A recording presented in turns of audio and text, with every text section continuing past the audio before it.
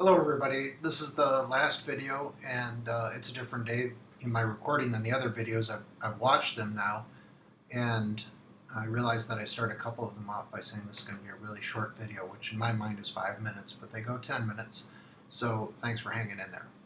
Alright, this last video is about how I'm going to assign groups to lead the discussion for the building of personal philosophy. Discussions within the course. So just as a reminder, each module after the first one is going to have 3 different kinds of discussions. First, a quick intro question that you'll do before you do any reading, an unpacking question that has to do with the understanding the reading, and then the building of personal philosophy. So this is all about that. Now the building of personal philosophy discussion is going to take place Wednesday through Saturday.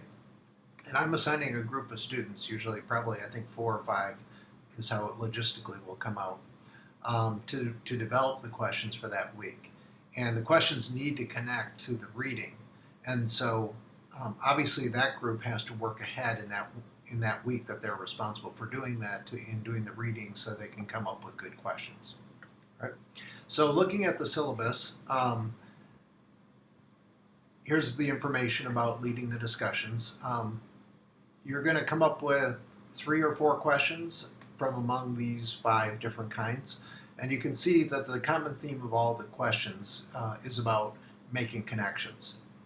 The Noddings textbook is a survey textbook, and it just goes from topic to topic to topic. And there are so many topics that we need to work at making connections.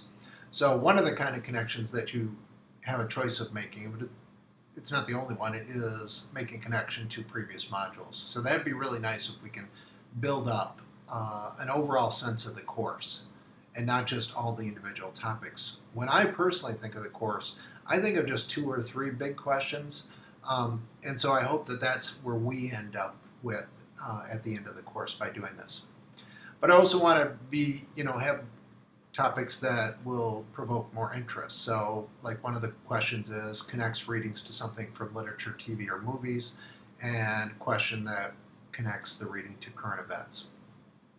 Now for the very first module where we're doing this, which is the Plato module, I've written the questions. So I'm trying to model what those questions will be and also giving a kind of an extra week head start before groups are going to be responsible for doing this. And my 3 criteria, I'm going to talk about my questions versus the 3 criteria. The first criteria is questions that provoke interest from peers, so that the questions are interesting enough that the discussion will be rich. Now, here's where my questions may not measure up to that, and I'm hoping your questions will be better than mine in that way, so that you will be asking questions that really will be interesting to your peers and not just questions that I find interesting. Questions that are open-ended allow for more than one perspective. I hope my questions do that, and I think that's probably something that you can accomplish as well. Obviously, don't just ask yes or no questions. And the last one, though, is one that my questions, I think, do model, and that I want to make important for you also, is that questions that get to the heart of the primary document from the module that will require good understanding of that document. So it's not going to be enough just to have interesting questions. I do want to ground the questions in the primary source document that we're reading in that module. And what I mean by the primary source document is not the Noddings chapter, but whatever other reading that I've assigned in addition to the Noddings chapter. All right, the way you're going to do this as a group is there's a timeline where you have to prepare in advance. And I'm going to need the questions by Tuesday night. And I want you guys to have a synchronous conversation in order to come up with these questions. I don't think it's going to be as good if you try to do it on D2L. So I'm going to ask groups to have a Google Hangout. And Google Hangout is a synchronous video conferencing tool that's free. Here's Google. And if I get to actual Google+, which is one of the Google tools. All right, so I'm on a Google main page. And once you are part of Google, and you're signed in, you'll have this plus next to your name. And if you click that, that gets you to Google Plus, where these tools are located. Google Plus is Google's attempt to be like Facebook, but coming at it a little bit differently. I'm going to have another help section on how to do Google Hangouts, but here I'll just give you the idea. Um, get to the Hangout section, and there's two different kind of Hangouts. Hangouts on air or just straight video Hangouts. A Hangout on air is a Hangout that is public. So if you're, as you're having the Hangout, any 10, 20, 100,000 million people could be watching your video. So this is made so that events can broadcast what they're doing through Google Hangouts.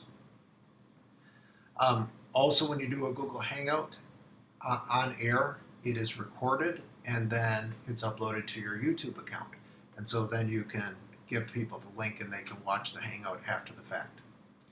Video Hangout is simply a Hangout where you and up to 9 other people are having a synchronous conversation, and then once it's over, and it's private to only those people that are invited, right?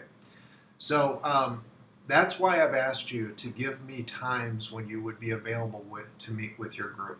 What I'm going to do is set up the groups based on the times that you're available, and I'm also going to try to spread out the technology expertise from another question on the survey, so that every group has some, a range of technology expertise, because the first time you do it, it's going to take somebody to initiate it and to invite the other people, and so it'd be good to have every group with someone.